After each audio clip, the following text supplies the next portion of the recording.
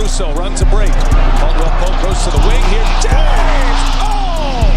Trying to play at the defensive end. Got blown by back. Oh, yes! Hook jam! Harden, step back. Puts up the three. Got hit. Shot's good! And one! This time here, set. Oh, Russell Westbrook!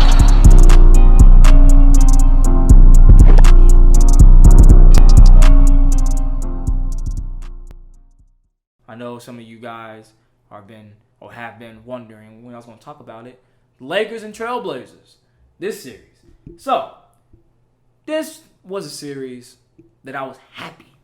I was very happy that it came to fruition. Because before the bubble started, the AC was Memphis Grizzlies. Now, Grizzlies, they played very well throughout the season, and they earned an AC. But with this bubble and the way that it worked out, that if there was the 9th seed was 4 games behind the 8th seed, they'll have a playing game. And the Trailblazers, Damian Lillard, he came in with a mission. He was very relentless. He came in. He said, no, I want more. You know what I came here for. And he came here. He didn't come here for a little 2-week stay. Like, I'll play these playing games and just leave. No. Damian Lillard came in with the intent of making the playoffs, and he is here. And I knew that if the Trailblazers became the 8th seed and would end up facing like this would be a harder fought battle than it would have been the Grizzlies. Not saying the Grizzlies are a weak team, because obviously, like I said, they managed to be an 8th seed team where the Trailblazers wasn't even the 8th seed going into the bubble. Then it was like the 10th and 11th seed, but they just fought their way through with the addition of Yusuf Nurkic coming back. That helped them a lot. And Melo playing very well too. The Trailblazers are more competitive. They make it more competitive for the Lakers. I remember specifically the first game back after Kobe Bryant's death, which I'll get into later in the show. Damian Lillard came in and dropped 60, easy, beat the Lakers, and that's one of Lakers' weaknesses is guarding good guards. Because everybody talk about their bigs like LeBron, AD, JaVale, this and that. But with Avery Bradley gone because he didn't want to join the bubble because of his concerns for his son, and Rondo being out, he was supposed to be active game 3, but he had suffered from some back spasms, so he was not listed active that game.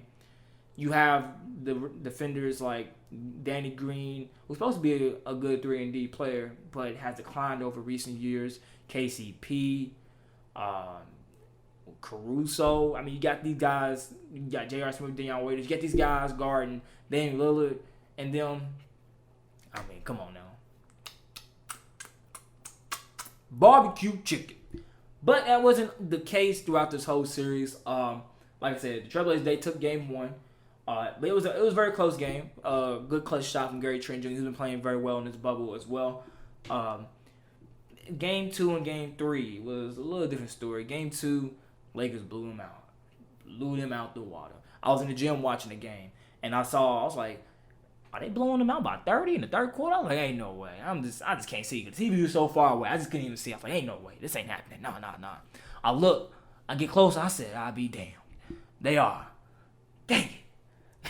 I know my Lakers fans like, you just a Laker hater. I just, it's not even the fact that I'm a Laker hater. I just want, LeBron, people been talking about it for years. It's like, LeBron does this in the East, wait till you get to West. So, and LeBron, he's finally in the playoffs in the West because he didn't make it last year. I just wanted him to experience the gauntlet that is the West. So, I want him to go through some tough battles. I ain't rooting against the guy. If LeBron wins, he wins. I have no stake in this. I mean, I would want the Rockets or the Clippers to come out the West. But if he makes it, oh well. My Pacers ain't making it. You see, they probably about to get swept. Hopefully not. Rockets, they can make it. They can make it to the Western Conference Finals low key. I ain't gonna cap. They can make it. But I just want LeBron to experience this gauntlet. So that's why I said that I was excited when the Trailblazers came to 8th seed, and we finally saw playoff LeBron in Game 3. Because Game 1, he put up 20 points and a couple. He had a little triple double. Second game didn't really do as much, but the third game. Man, he had 38 points, 12 rebounds, 8 assists. This is what I wanted. I wanted to see LeBron in this mode. Because like I said, first game, he wasn't putting up the scoring efficiency. Because if we seen in the seeding games too, LeBron wasn't really scoring as much. And a lot of questions raised in my head. I was like, Is this LeBron holding back for the playoffs? Is he getting old? What is it? Why is LeBron going off? And the playoffs are here. The first 2 games, he really didn't show it to me. But this game, he did. Now, I'm not saying he played bad the first 2 games. It's just that what I'm accustomed to now, watching LeBron, who has went to the finals 9 years in a row, I was just accustomed to him, scoring high points. Especially that 2018's final run, he was just going off ridiculous with a lesser team. So I was expecting him just to do I know with AD being there, and he's carrying the team in terms of points, rebounds, blocks, steals, and all of that. I know he's gonna put up more points. But I was thinking at least these guys was combined for at least 60 every night. That's what I was hoping. And we saw that in Game 3. Now, Game 4, who's to say what's gonna happen tonight? As I'm recording this tonight. By the time you're watching this, we'll know the aftermath. Maybe be 2-2 or maybe be 3-1. Hopefully it's 2-2. But I'm intrigued by this series. I'm very intrigued by this series. Now, one thing I did notice about the Trailblazers, there was way too many missed shots in the clutch. In the clutch time. I felt like there was no go-to guy in that moment.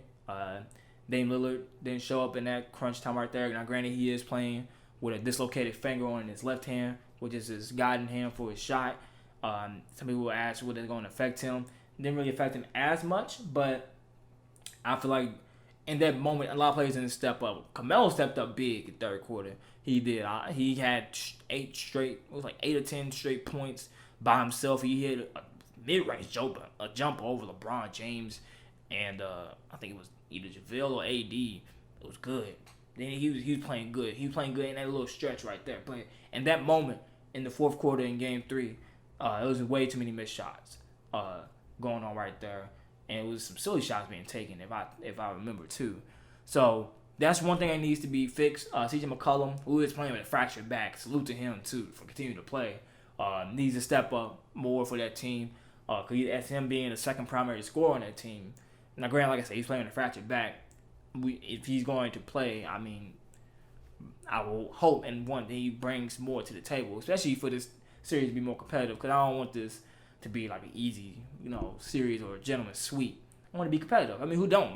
Regardless of me being a Laker hater or not, I just love basketball. I want to see more games because we've been deprived of basketball literally for we got it back in July. It ended, for about 4 months. So we've been deprived of basketball for about 4 months. So I'm just selfish. I just want more basketball.